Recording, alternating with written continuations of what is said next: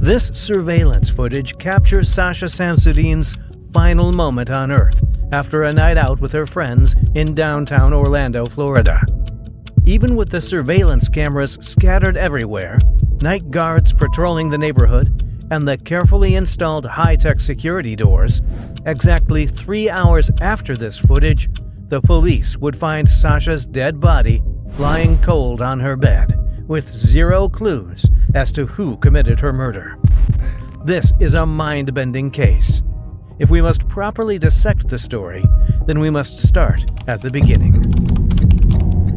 Welcome to Quid. Here we share solved and unsolved cases. We hope that by sharing these stories, we all become more aware of the types of crimes that happen around us. And by doing so, we become smarter at detecting and hopefully preventing similar crimes. Let's get started. Orlando in Central Florida is a thriving metropolis with a reputation for warm weather, iconic amusement parks, and a rich cultural heritage. It is the third largest city in Florida and one of the fastest growing cities in the United States, with a metropolitan population of over 2.5 million. This is 27 years old Sasha Samsudean, and she lived here. Sasha grew up in Central Florida and got a job as the social media manager for Pearson in Orlando immediately after graduating from the University of Florida. She was an active and dedicated volunteer and member of the Apartment Association of Greater Orlando. Hi, I'm Sasha with 407 Apartments TV. We're here at the Edge Orlando Apartments near UCF. Let's go see what they have to offer. This is Sasha in one of her promotional volunteer works. A co-worker of Sasha's remarked that she was an extremely smart, educated, and motivated young woman. Sasha's personality on camera matched her personality in real life. Despite the fact that people quickly underestimate and judge her due to the way she looked.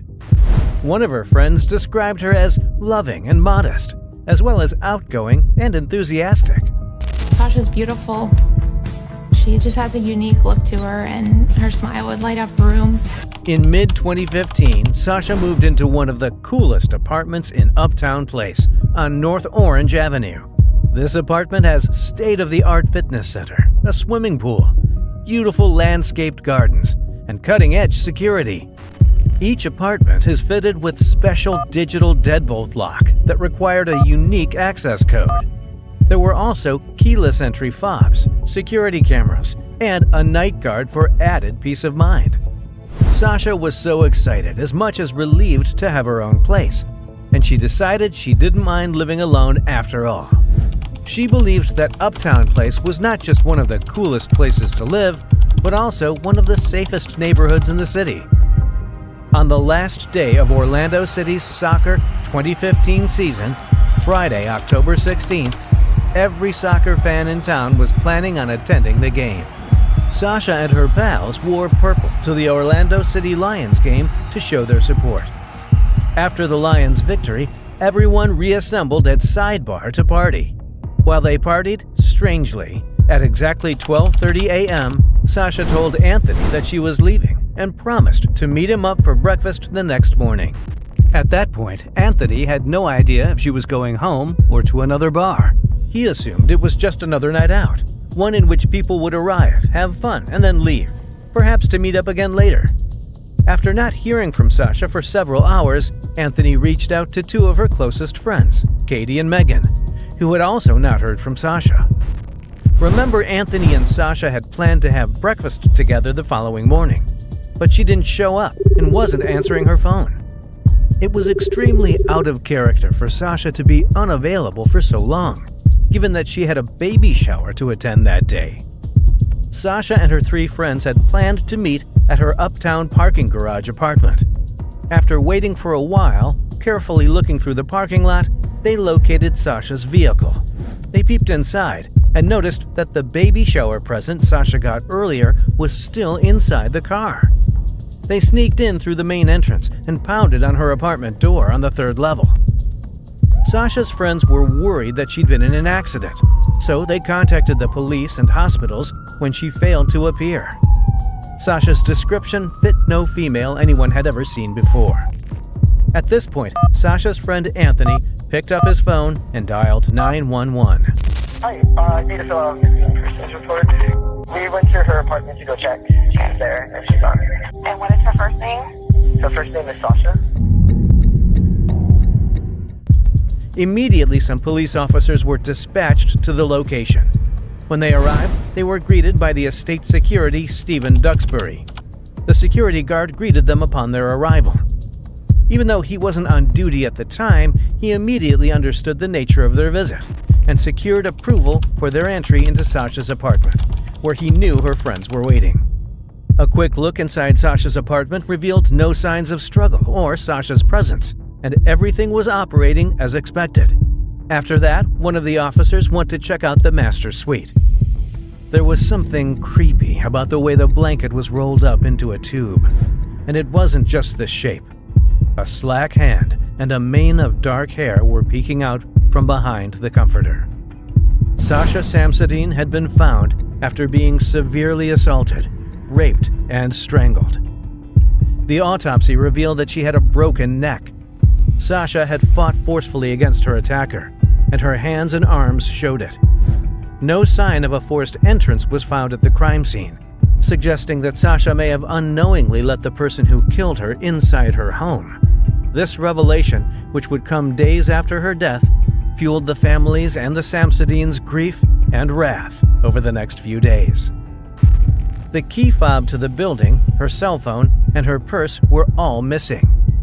The examination of Sasha's body revealed that cleaning products had been deliberately applied to her skin in an attempt to remove DNA evidence. The apartment had a distinct bleach odor. The sheets on her bed had discolored areas where the cleaning solution had been spilled, proving that whoever tried to cover their tracks had not been as successful as they had imagined. A condom package was found on the floor next to her bed. 2 thumbprints were found on the bottom of the toilet seat lid, and a third was found on her nightstand. The authorities found many prints of size 9 shoes when they swept the apartment's hardwood floors. While that was going on, Sasha had her DNA extracted from her chest.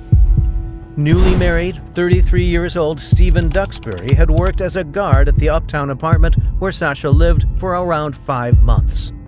He served his country well in the military.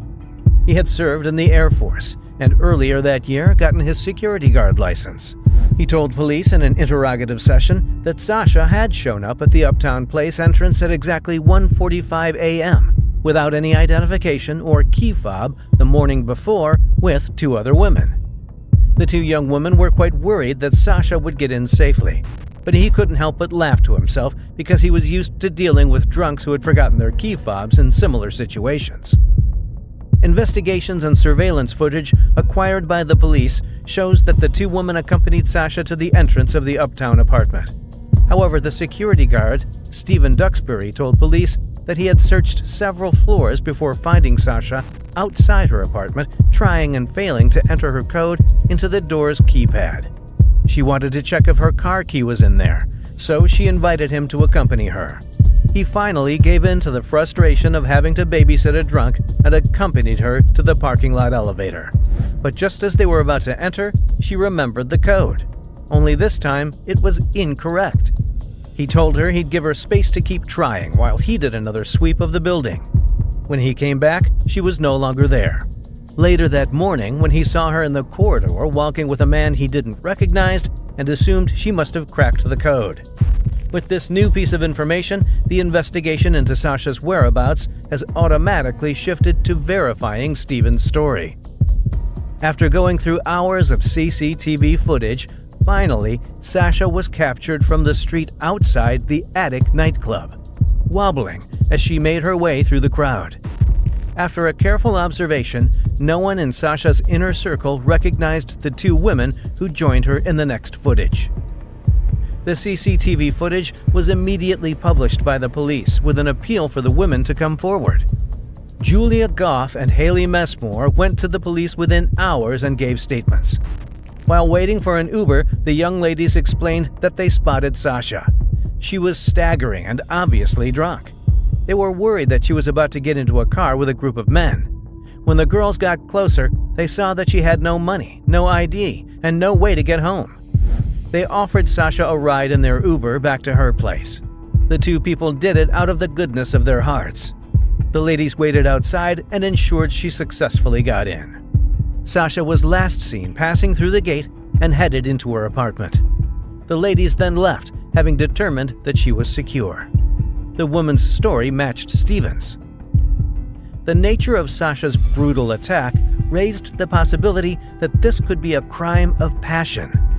The investigation shifted to questioning any guys with whom Sasha has had romantic relationships. The police questioned Taylor Unsinger, one of Sasha's exes, but because his DNA didn't match the killer's, he was ruled out of the investigation, and his name was cleared. At this point, officers had already collected the Uptown Place videotape from the off-site security company and were now reviewing every second on it. What they'd find would be enough to send shivers down the spines of every Uptown inhabitant and make this case front-page news around the country. At 1:46 a.m., Sasha is observed strolling through Uptown Place. At 1:48 a.m., she walks up the stairs and is out of sight of all cameras for the next 20 minutes, during which time an unknown man approaches from behind her and asks if she's okay, to which she happily replies, "Yes, and thank you." At 1:48 a.m., once again, Stephen Duxbury arrives, this time looking for Sasha. Another camera catches Sasha as she seemingly runs up the stairs as though she was trying to escape or run from someone or something. You can hear her shoes clacking as she does so. At 2:25 a.m., a few seconds later, Stephen Duxbury is seen pursuing her. At 2:27 a.m., she reappears, this time strolling with Stephen down the stairs to the first-floor parking lot garage, where the two of them can be heard speaking pleasantly before leaving the building. They ascend the stairs to the garage on the third floor and return when Sasha, presumably, recalls the code. This is the final recording of Sasha. There was no footage of Sasha with any unknown man. Sasha was last seen with Stephen Duxbury. At 5:05 a.m., Stephen is seen entering the third-floor parking garage, and he is seen re-entering again at 5:13 a.m. At this point, all leads had been exhausted, and the case almost going cold. Just at that moment, the police saw something out of the ordinary. The police saw Stephen Duxbury. Stephen is seen carrying 3 white trash bags as he enters the second-floor garage. 2 minutes later, he returns and packs his items into his shoulder bag before exiting the building at 6:40 in the morning. Officers inquired with the building manager about whether or not a security guard's duties typically included bringing out the trash. There is a 90-minute black hole between 5:14 a.m. and 6 o'clock a.m., and Stephen told the officers that his shift finished at 6 o'clock a.m., between the hours of 6 a.m. and 6:36 a.m., when not a single security camera picked up Stephen, and no keycard swipes were logged.